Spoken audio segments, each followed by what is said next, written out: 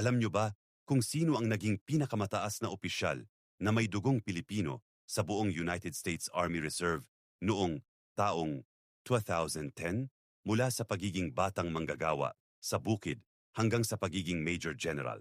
Alamin ang nakaka-inspire na kwento ni Eldon Philip Regua. Ipinanganak noong 1955 sa San Jose, California, hindi naging madali ang buhay para kay Eldon. Ang kanyang ama, na si Felipe ay isang Pilipinong nagpunta sa US noong 1929 para maging agricultural worker. Ang kanyang ina naman, na si Evangeline, ay isang Mexican-American. Bata pa lang, banat na sa buto si Eldon. Kasama ang pamilya, nagtrabaho sila sa ilalim ng init ng araw sa pagpipitas ng prunes, walnuts at apricots para lang makatulong sa gastusin. Sino mag-aakala na ang batang ito ay pamumunuan balang araw ang libu-libong sundalo? Pumasok si Eldon sa US Army at dito na nagsimula ang kanyang makulay na career. Dahil sa dedikasyon at sipag na namanan niya sa kanyang mga magulang, dahan-dahang umangat ang kanyang ranggo. Naging commanding general siya ng 104th Division mula 2007 hanggang 2008 at naging pinuno rin ng 75th Division. Noong 2003, naging mahalaga rin ang papel niya bilang suporta sa Operation Iraqi Freedom.